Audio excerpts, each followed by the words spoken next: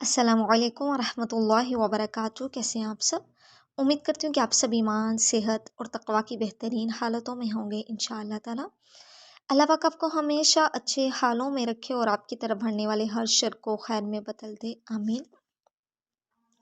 बिस्मिल्लाहिर्रहमानिर्रहीम। आज हम स्टोरी स्टार्ट करेंगे। ज़मीन पर पहला कदम, किस्सा सैयदना आदम अलैहिस्सलाम। अस्सलामुअलैकुम। हसन की सोच में हो तुम्हें मेरे आने का पता तक नहीं चला, साद ने हैरान होकर कहा। इसने आज तक हसन को इस कदर गहरी सोच में नहीं देखा था। हसन इस वक्त अपने घर के बागीचे में बैठा था। शाम का वक्त था, दरख्तों और पौधों पर परिंदे चहक रहे थे और सूरज लम्हा ब लम्हा नीचे की तरफ जा रहा था। इसकी किरणें दरख्तों के ऊपर वाले हिस्सों पर फैल रही थी। हसन ने चौंक कर सर ऊपर उठाया। साद बिल्कुल इसके नज़दीक खड़ा था। वालेकुम अस्सलाम वरहमतुल्लाहि वबरकातुहू। साद आओ बैठो, वाकई मुझे पता नहीं चला कि तुम कब आए। ऐसी भी क्या सोच, तुम परेशान से लग रहे हो, साद बोला। इसमें शक नहीं, मैं बहुत गहरी सोच में था। सुबह से एक परेशानी मुझे खाई जा रही है। आखिर बात क्या है? साद ने इस्तफसार किया। उससे पूछा। रात में इशा की नमाज पढ़कर जल्दी सो गया। सोते वक्त ये नियत थी कि सुबह जल्दी उठकर नमाज फजर बाजमात अदा करूँगा। अल्लाह का करम हुआ कि ऐन अजान फजर के वक्त आँख खुल गई। मुअज्जिन कह रहा था, अस्सलातु खैरुम मिनन्नौम। नमाज नींद से बेहतर है। मैंने ये सोच कर करवट ली कि अभी थोड़ी देर में उठता हूँ, और जब आँख खुली तो सूरज की किरणों से कमरा रोशन था। नमाज के खो जाने का दुख परेशान किए हुए है। मैं सुबह ही से इस बात पर सोच रहा हूँ कि आखिर क्या वजह हुई कि अजान के वक्त आँख खुलते ही मैंने बिस्तर क्यों ना छोड़ा। नमाज का फोत हो जाना है तो दुख की बात, लेकिन तुम्हारा ये एहसास भी अल्लाह के यहाँ इंशाअल्लाह नेकी शुमार होगा। और जहाँ तक सवाल है कि तुम अजान के वक्त आँख खुलते ही उठे क्यों नहीं, तो इसके पीछे शैतान का अमल दखल था।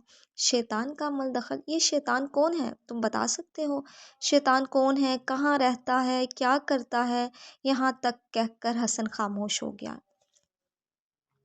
साद ने ये सुनकर कहा, शैतान के बारे में हम सभी सुनते रहते हैं। मेरे वालिदैन अक्सर कहते हैं, शैतानी कामों से बचो। शैतान तुम्हें अल्लाह के रास्ते से हटाता है और अपने रास्ते पर लगाता है। बिल्कुल यही बात है। सवाल ये कि शैतान ऐसा क्यों करता है? वो इंसानों का दुश्मन क्यों है? क्या तुम बता सकते हो? हसन ने पुरजोश अंदाज में पूछा। नहीं, मेरा ख्याल है इस सिलसिले में हमें बड़ों से बात करनी चाहिए। तो आओ अभी अब्बा जान के पास चलते हैं। दोनों बागीचे से निकलकर अंदरूनी कमरे में दाखिल हुए। यहाँ हसन के वालिद शाहिद साहिब अपनी छोटी बेटी को कुरान करीम पढ़ा रहे थे। अस्सलामु अलैकुम वरहमतुल्लाह अब्बा जान। अस्सलामु अलैकुम वरहमतुल्लाह चचा जान। दोनों ने एक साथ कहा। वालेकुम अस्सलाम वरहमतुल्लाहि वबरकातुहू। आओ भाई आओ। अब्बा जान, हम आपसे कुछ पूछने के लिए आए हैं। अच्छी बात है बेटे, जो पूछना है तुम पूछ लो। ये शैतान कौन है? हसन बोला। बेटा, शैतान के बारे में तफसील से जानने के लिए तो काफ़ी वक्त दरकार है, और ये काम रात को इशा की नमाज के बाद सोने से पहले हो सकेगा, अब्बा जान ने कहा। चलिए ठीक है, आज रात सोने से पहले ये प्रोग्राम तय रहा, बाकी बच्चे भी आ जाएंगे, हसन ने कहा। बिल्कुल ठीक, जाहिद साहब मुस्कुरा दिए। इशा की नमाज से फारिग होकर सब बच्चे जाहिद साहब के गिर्द जमा हो गए। सबके चेहरों पर इश्तियाक साफ नजर आ रहा था। आखिर जाहिद साहब ने कहना शुरू किया। सबसे पहले तो आप ये जान लें कि जब इस कायनात में कुछ भी नहीं था, अल्लाह ताला इस वक्त भी था। फिर अल्लाह ने अपनी इबादत के लिए फरिश्तों को पैदा किया। माफ़ कीजिएगा अब्बाजान, फरिश्तों को कैसे पैदा फरमाया? हसन ने माजरत के अंदाज में सवाल किया। भाई, इसका सीधा सा जवाब ये है कि अल्लाह ताला जब किसी काम के करने का इरादा फरमाता है तो कहता है कुन, यानी हो जा, तो बस वो हो जाता है।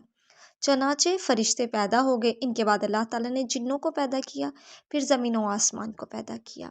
ज़मीन व आसमान की तख्लीक के बाद अल्लाह ने इंसानों को पैदा करने का इरादा किया।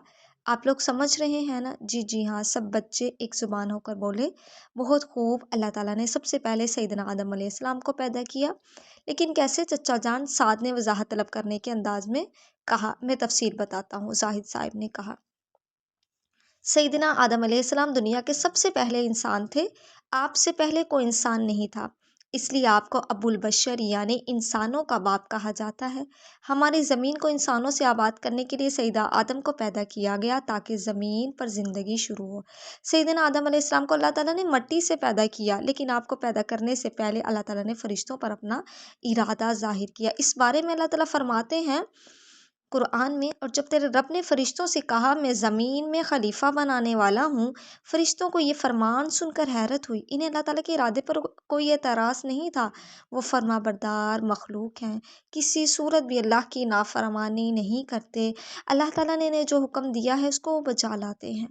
لیکن وہ اپنی حیرت کو دور کرنا چاہتے تھے، یہ جاننا چاہتے تھے کہ اس نئی مخلوق کو کس مقصد کے لیے پیدا کیا جا رہا ہے۔ عبادت کے لیے تو وہ کم نہیں تھے، ان کا خیال تھا یہ نئی مخلوق زمین میں فساد پھیلائے گی، خون بہائے گی، اس لیے انہوں نے اپنے رب سے سوال کیا، تو ایسے شخص کو کیوں پیدا کیا جو زمین میں فساد کرے گا اور خون بہائے، اور ہم تیری تسبیح، حمد اور پاکیزگی بیان کرنے والے ہیں۔ یہ فرشتوں نے کہا۔ اللہ تعالیٰ نے جواب دیا، جو میں جانتا ہوں وہ تم نہیں جانتے۔ اللہ تعالیٰ جانتے تھے سیدہ آدم کی اولاد سے انبیاء اور رسول، نیک صالح اور اس سے محبت کرنے والے لوگ پیدا ہوں گے۔ اللہ تعالیٰ یہ بھی جانتا تھا کہ سیدہ آدم کی اولاد میں سے ایسے لوگ بھی پیدا ہوں گے جو برے کام کریں گے، زمین میں فساد پھیلائیں گے، لوگوں کو ناحق قتل کریں گے، لیکن ایسے لوگ بھی ہوں گے جو نیکیاں کریں گے۔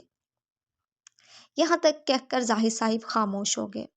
حسن نے بے تابانہ انداز میں پوچھا، آپ نے اب تک یہ نہیں بتایا کہ اللہ تعالیٰ نے سیدہ آدم کو کس طرح پیدا فرمایا؟ اب میں اسی طرف آ رہا ہوں۔ اللہ تعالیٰ نے سیدنا آدم کو مٹی کی ایک مٹھی سے پیدا فرمایا۔